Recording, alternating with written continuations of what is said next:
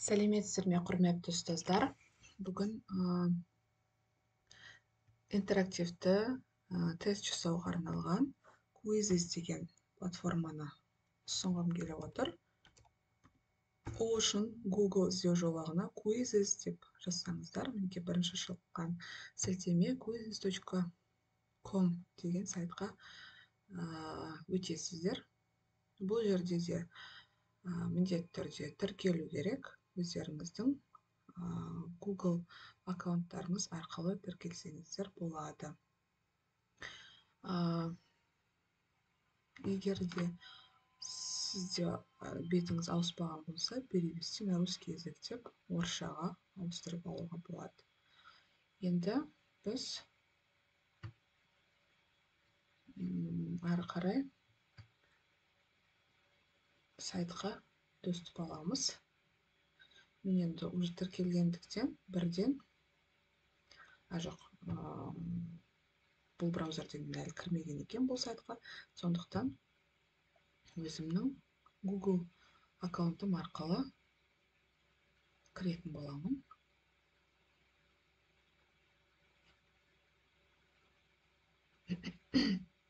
Яғни бұл жерде біз қандай не жасай аламыз? Бұл жерде біз қызықты тесттерді құрастыра аламыз. Егер де сіз алдын қолданған болсаңыз, дайын шаблондарды қолдануға болады. Мысалы, мен библиотекамда алдыңғы қолданып жүрген өзімнің сабақ барысында қолданған сұрақтарым бар. Мысалы үшін дайын тесттерім бар. Контрольные вопросы, мысалы информатикаға байланысты, ғаламторда қауіпсіздік деген сияқты, ұлттық технологиялар деген сияқты, мысалы дайын осындай сұрақтарым бар. Болмаса сіздер өздеріңіз жаңадан сұрақтарды құрастыра аласыздар. Бұл жерде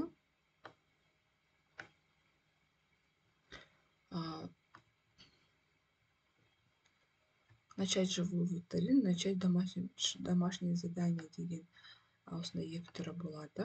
Мысалы, мен дайын сұрақпен қарайтын болсам, бұл жерде енді сұрақ беріледі, жауап нұсқалар беріледі. Міндетті түрде оның дұрыс жауабын көрсетеміз. Одан кейін осылай әр сұраққа уақыт қоюға болады. Сөйтіп бірнеше сұрақтарды жасап аламыз.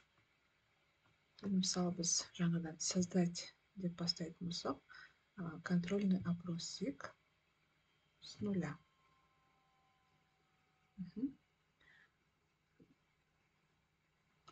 Енді бізде бұл жерде қандай мүмкіндіктер бар? Яғни бірінші тұрған ол бізде дұрыс жауапты таңдау.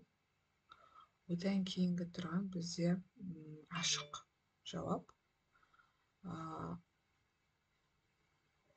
Опрос жасауға болады, горка жасауға болады екен. Біріншісінен бастап көрейік.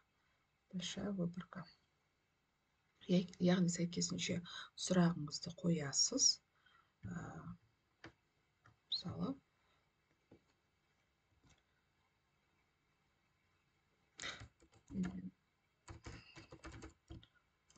орысша жаза салайын. День недели.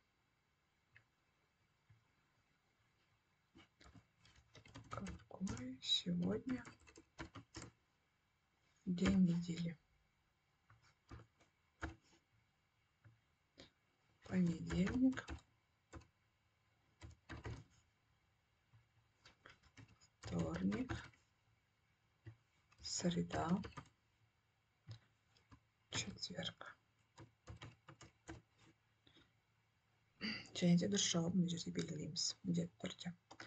Сол сияқты өзіңіздің тақырыбыңызға байланысты сұрақтарыңызды қойып шығасыздар. Бұл жерде сурет қоюға болады, ал аудио мен видеоны тек ақылы версиясында қоюға болады. Мінекей қойдық, сохранить вопрос дейміз. Яғни бұл біздің бірінші сұрағымыз сақталды. Енді келесі сұрақ, создать новый вопрос деп тағы да осы классикалық тесттің түрін таңдауға болады. Немесе заполнить бланк деген нұсқаны таңдауға болады. Яғни мына жерге сұрағыңызды жазасыз. И мына жерге сәйкесінше жауапты жазып қоямыз.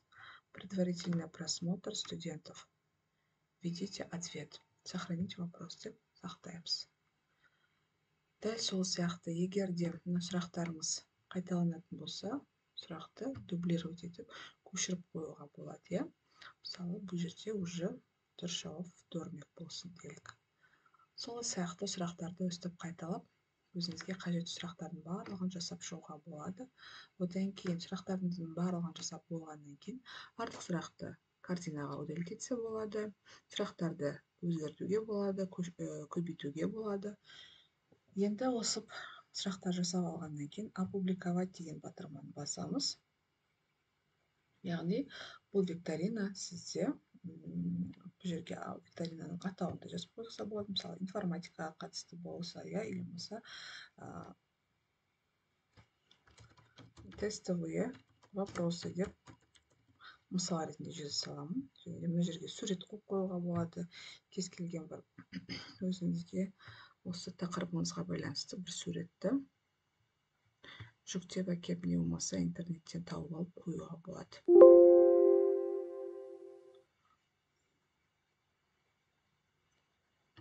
Енді бізде қазір проводник ашылып жатыр. Сол жерден кез келген бір суретті қоя салайық. Тақырыпқа байланысты өзіңіз суретті қойып реттеп аласыздар.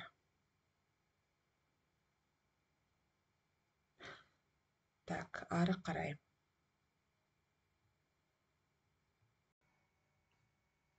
Суретіміз қойылғаннан кейін сохранить батырмасын басып, суретіміз мына жерде сақталғанын көреміз. Енді біз ары қарай бұны қалай оқушыларға таратамыз. Начать живую викторину. Соның ішінде классический дегенді таңдасақ болады. Продолжить. Классикалық тест түрінде ойнайтын боламыз. Бұл жерде геймификация әдісі қолданылып тұр деп айтуға болады.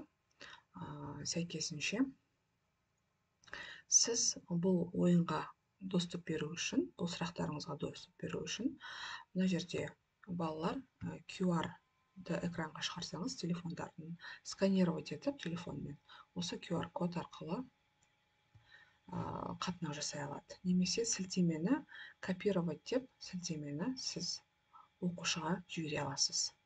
Мысалы, мен сілтемені алып, мысалы, келесі оқушы өзінің WhatsApp-қа жіберілген сілтемені осылай бір рет шертіп басып алады, ашады. И осылай оқушыларда жаңағы ең алдымен аты жөнін сұрайды, начинать деген батырманы басып оқушы бұл викторинаға қосылады.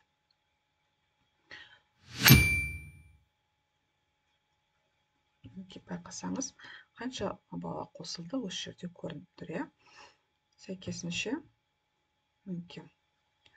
бұл жерде бір қызығы балаларға бонустар беріледі, арнайы бір наклейкалар, қызықты бір жарыс түрінде, ойын түрінде ұйымдастыруға болады. Мысалы, 10 бала, 20 бала қосылғаннан кейін начните батырмасын бассаңыз, бастау. Яғни